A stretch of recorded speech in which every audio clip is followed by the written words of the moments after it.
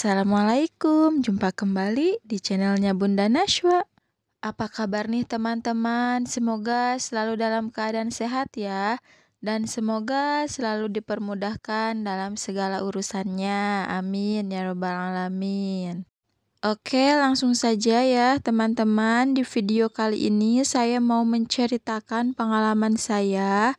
Pengalaman dari mulai buka warung sembako ini, saya pernah mengalami yang namanya kena tipu atau kurang telitinya saya yang menyebabkan warung saya mengalami kerugian. Dalam menjalankan sebuah pekerjaan, baik itu dalam bekerja maupun dalam usaha atau bisnis, pastinya harus dengan ketelitian agar semuanya tidak salah atau tidak ada yang dirugikan. Ketelitian harus dilakukan dari mulai yang terdekat atau dari titik ini, dari mulai sekarang. Sehingga ketelitian itu bisa membuat hal yang sudah terbiasa, sehingga membuat lancar operasionalnya pekerjaan yang kita lakukan dan terhindar dari yang namanya kerugian. Ada banyak berbagai macam kerugian atau kurang telitinya kita sebagai pedagang warung sembako. Apalagi saat baru-baru menjalankan usaha sembako ini. Maka dari itu, kita harus selalu teliti dalam melakukan hal apapun. Teliti jika kita sedang menjadi penjual dan teliti juga ketika kita sedang menjadi pembeli ya, atau misal kita sedang berbelanja seperti itu. Nah, ketelitian dalam hal apa saja sih yang harus kita lakukan agar warung sembako kita tidak mengalami kerugian?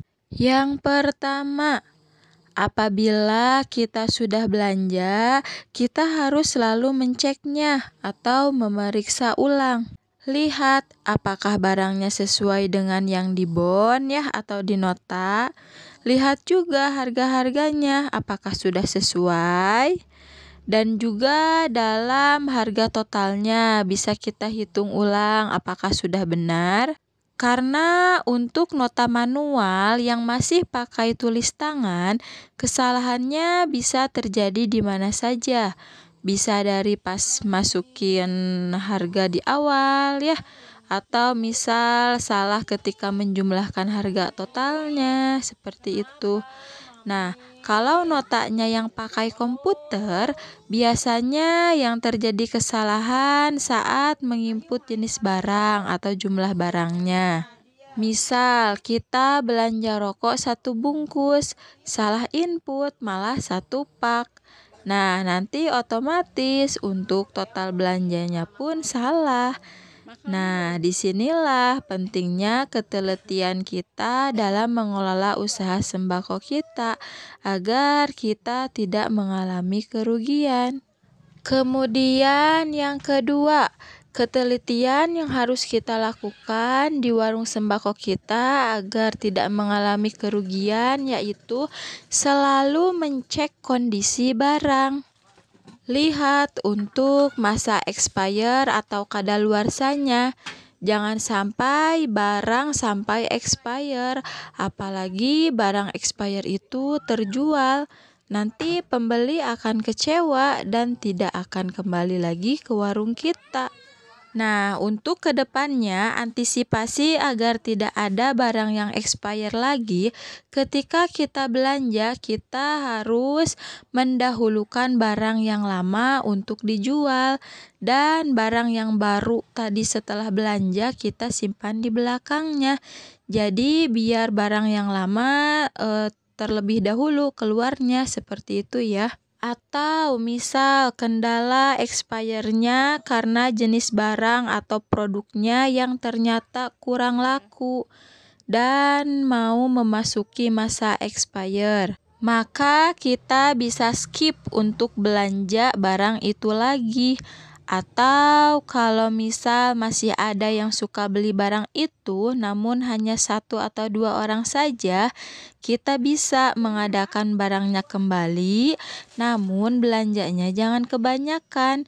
Yang penting ada dan itu untuk pelengkap saja.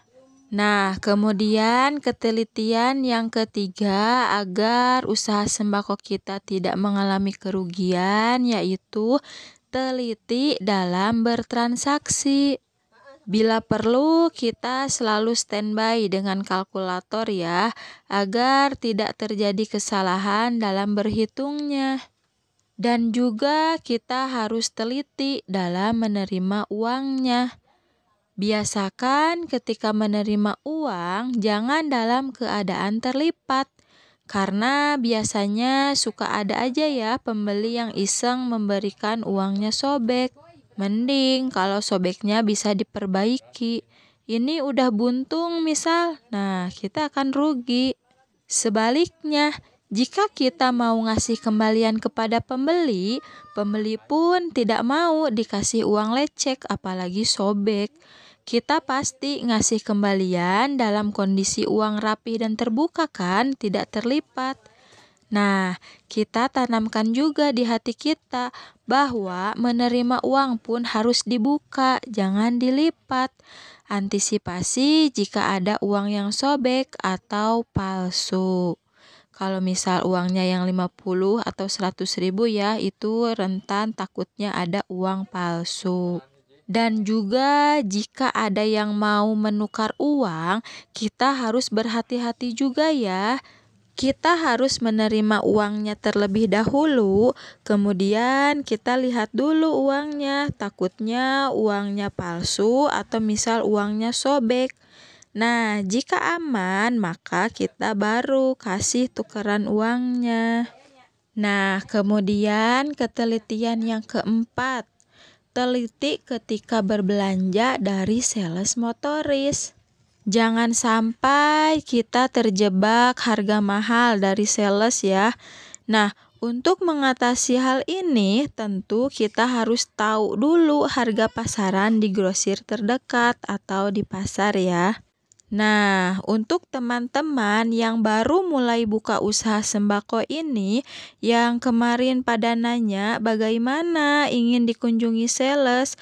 Nah, menurut saya jangan dulu ingin ada sales yang berkunjung ke warung baru kita. Takutnya ada sales yang tidak jujur dan memahalkan barangnya. Kita belanja dulu saja ke grosir atau ke pasar terdekat ya. Mereka welcome untuk para pedagang baru. Kita bisa menanyakan untuk harga jualnya juga. Nah, ketika kita sudah memahami harga, sudah paham harga modal dan harga jual, ketika ada sales yang datang menawarkan barang, kita tidak merasa dirugikan dengan harganya karena kita sudah tahu harga pasaran modalnya berapa. Karena tidak semua sales motoris itu sales resmi dari distributornya ya. Ada juga sales freelance. Jadi mereka belanja barang sendiri untuk dijual lagi ke warung-warung.